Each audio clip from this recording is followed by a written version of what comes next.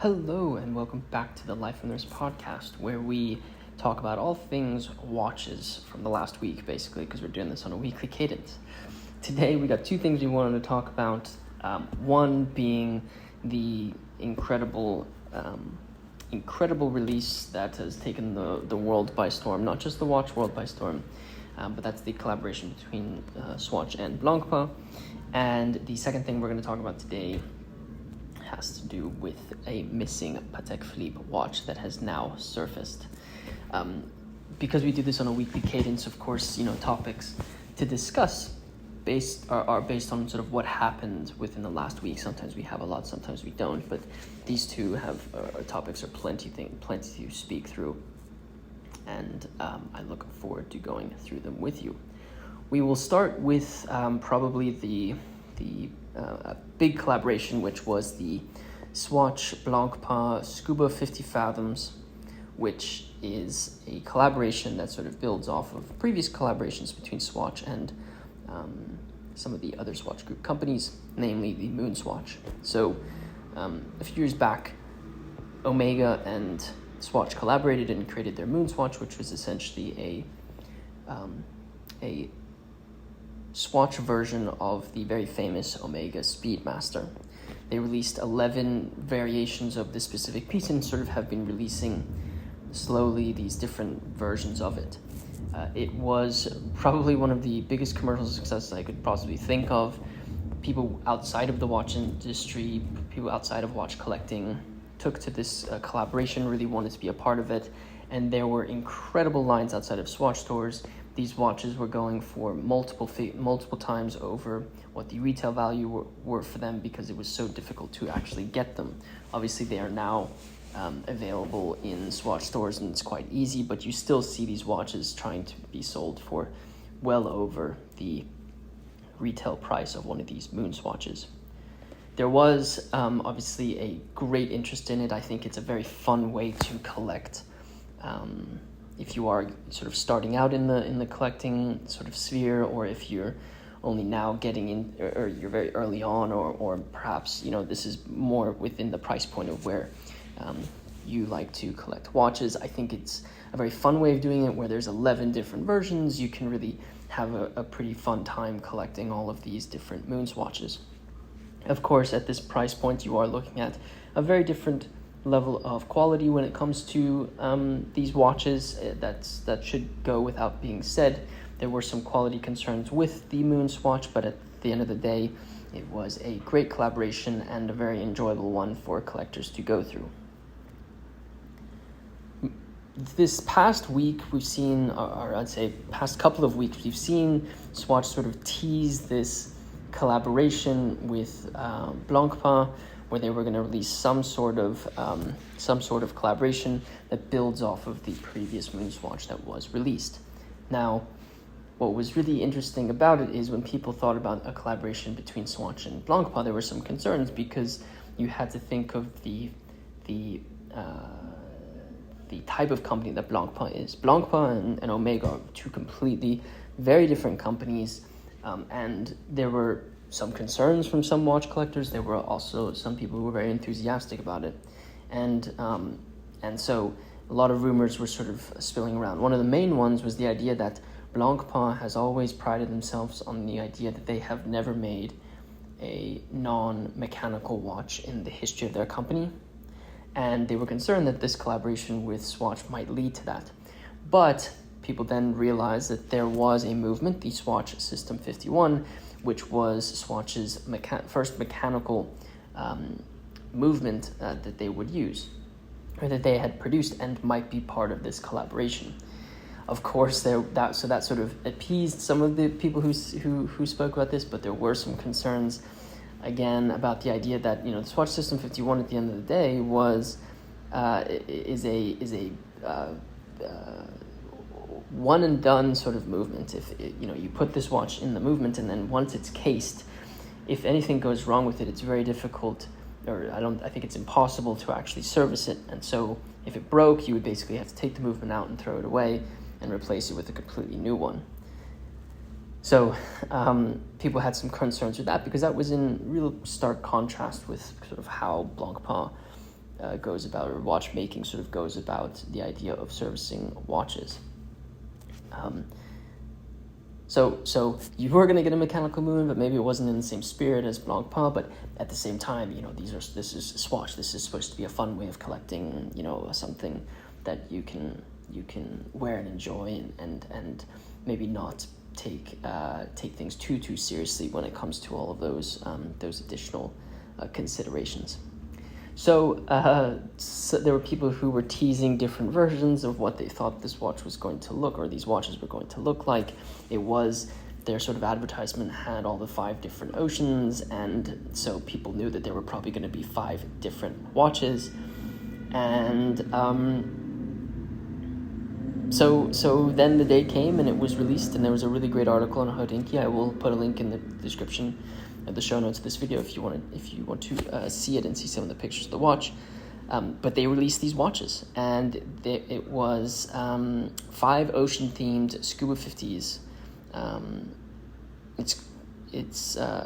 That were released in different colors. So the Atlantic model was in blue, the Pacific model was in yellow orange, the Arctic model was in beige with an orange bezel, the Indian Ocean was in green, and the Antarctic was in white. One of the reasons why they used these colors were because they wanted to not create watches that had already been created in their bioceramics before. These watches obviously have the very similar themes to how the Moonswatch was sort of created. You have the 2 names of the company, Blancpain times Swatch, where the name of the company would be located on the dial right underneath 12 o'clock.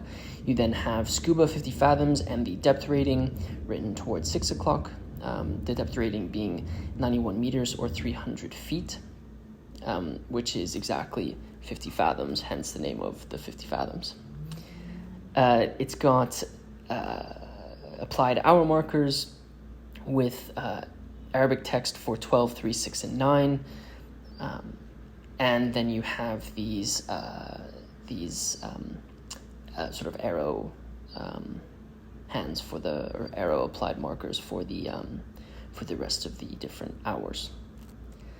This watch also has a usable dive bezel insert, which is extremely, it kind of raises the level of maybe the watch compared to the Omega Speedmaster, because it does have this additional feature. I haven't had one of these in my possession to actually play around with the bezel, but from what I've seen in reviews and been told by other collectors is that the action on it is actually quite robust, and it feels really really solid, which I think is a really great benefit. The watches are 42 millimeters in diameter. They have drilled lug holes in the lugs, and they have a really cool. They all come with different NATO straps, which are made from recycled fishing nets, which I do think is a nice sort of nod to the idea of conserving the oceans of the planet. The watch has a 1-screw design that's hermetically sealed and 90 hours of power reserve, which I think is quite cool. You then have the exhibition caseback where you can see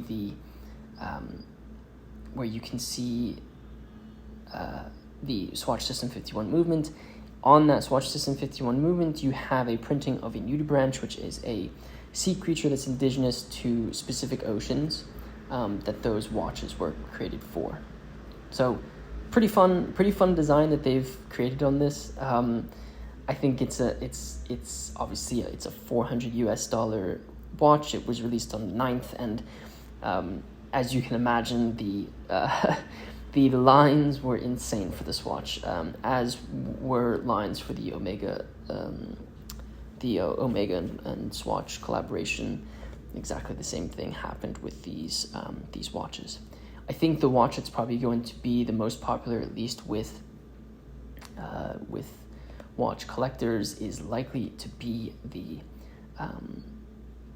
yellow orange model, which was the Pacific Ocean model, because it does have the no radiation symbol towards 6 o'clock, which is an added detail that obviously harkens back to the original Blancpain 50 Fathoms that were created.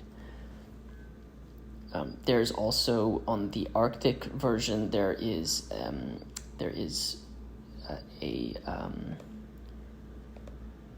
what they have coined as the Arctic version the Antarctic version has a moisture indicator, which I think is also going to be a collectible version of this piece, because again, it does speak about things that the old school Blancpain had in their watches. I haven't actually checked the secondary market for these. I'm going to check right now while we speak, because I am curious if people have already started to list them on the secondary market. But I do know that it created an incredible amount of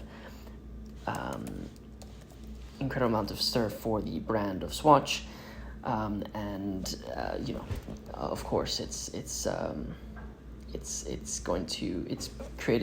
gotten more people into watch collecting. People are realizing that these are very, very collectible, and I think that's a great thing.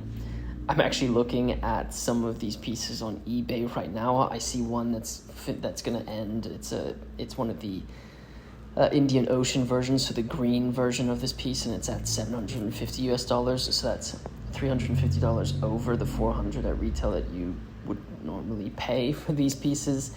There are a ton already listed. I just typed in Blancpain Swatch, and there's 448 search results. So, gonna be secondary market bonanza again, I think. What I do think, on the outset, I think this is another great collaboration. I think Swatch is going to, benefit from this a lot. But what I really am excited about is hopefully this will get these individuals who maybe aren't into watch collecting or so far into watches, maybe they'll do a little bit of research on Blancpain, because I do think Blancpain deserves some of the recognition for the things that the brand is doing. 2,000 people lined up, or more than 2,000 people lined up in front of the Times Square Swatch store in New York City. So, hopefully, even if you take 50 of those people who maybe aren't into watches and research Blancpain, maybe get into it a little bit from the brand perspective, I do hope that they will get their recognition, and maybe they'll be able to build off of that into the future. I do hope that the secondary market isn't as crazy and people calm down a little bit about it. These aren't limited production run from what I know, so it's not like you won't be able to get your hands on them. I think it's just a spur of the moment, but you have to go to a physical retail location. Anyway, that's enough about the Swatch Blancpain collaboration. I'm sure we're going to hear much more about it in time. I wanted to speak about a missing Patek Philippe watch that I think is probably one of the most significant Patek Philippes, and I think everyone thinks is one of the most significant Patek Philippe watches to be discovered. So many of you may know, may or may not, I'm not sure, but you may know who John Lennon is. But there is a Patek Philippe watch that he owned that sort of went missing for a very, very long time. And it seems to have resurfaced.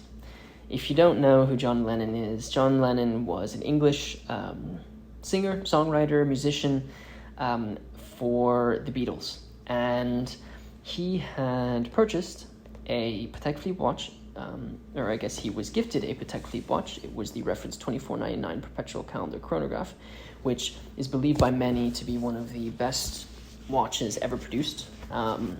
This is in the line of the perpetual calendar chronographs, like the 1518, that have been really, I think, placed they are in a way, the ultimate watch for many collectors in some ways, kind of like the end goal for watch collecting. The 2499 is a very important example of these. Many believe it to be the perfect watch, but this watch was given to John Lennon by his wife Yoko Ono just before he was assassinated in 1980, and has been discovered in Geneva, where there's a lot of controversy around it, but it has finally come out that this watch has been found. The timepiece is actually in the possession of the lawyers of a watch collector from Italy who had purchased it from a German auction house that is no longer around, and is in possession of this. This watch was believed to have been stolen by the former driver of John Lennon, and really disappeared for a very long time. It was never proven, but it was believed that it was stolen by the driver. This watch has apparently been in a huge legal dispute for many years. John Lennon's widow and this collector have sort of been fighting over this in court, and the Geneva court ruled that Ona is actually the rightful owner of this watch. The collector obviously is appealing this decision because, I think the argument that he makes is she lives in, I believe, New York City, and what they are arguing is that Ona hadn't actually reported the watch stolen and failed to act within 3 years of the theft, which is required by the state of New York by law. So, big controversy. I think there's definitely probably some piece of idol. He's obviously an idol for many pieces, a significant piece of history, and so I'm sure that there's some interesting pieces to the puzzle when it comes to this case. So the watch is around. The watch apparently belongs to Ona, but obviously is being appealed by this Italian collector who lives in Hong Kong. It's going to be interesting to see if this watch actually comes out and is sold on the market. I don't know what the intents are. I don't know how long this argument between the two parties is gonna take. I don't know what Ona is going to do with this watch, if she keeps it, if she decides to sell it. Who knows? On the optics, if she does win this watch back and then sells it, might be a little bit controversial. I don't think that's going to happen for many, many years, but you do start thinking about the idea that this might be one of the most important 2499s to surface, period. Maybe one of the most important watches to surface at all, considering Lennon's place in music and in cultural history and in really the history of the world. I don't think this watch is going to be sold anytime soon, unless really that is the intent of winning this lawsuit. It will be interesting to see which auction house does it. It will be interesting to see how much it fetches. As a reminder, Paul Newman's Rolex Daytona fetched $17 million in 2017, which set the record for the price of a wristwatch at auction. 2499s are incredibly important. One belonging to John Lennon is probably even more, equally as important to the Rolex Daytona that belonged to Paul Newman. So, I think it might crack the 17 million. Maybe I'll just say it right now. I'll put my line in sand. When this watch comes to auction, if it does, I do think it will break the $17 million US dollar barrier and become the most expensive wristwatch to sell at auction. There's no way that it can't. I think even if it was in poor condition, I still think it will go for more than 17 million. As I always do, I will leave a link in the description to the things that we're speaking about today. I'll leave a link to the article about John Lennon's watch being found. It's quite an interesting story to hear about. But what I want is to hear from you and hear what you think about these two things. Do you like the Swatch System 51 and Blancpain, or the Swatch and the System 50? The Swatch and the Blancpain collaboration? What do you think is going to happen with John Lennon's Patek Philippe watch? Do you think it will come to auction soon? Do you think it will be 5-10 years down the line? I'd love to hear what you think. You can always send us a message on lifeonthewrist.com, or you can go to one of our social media accounts.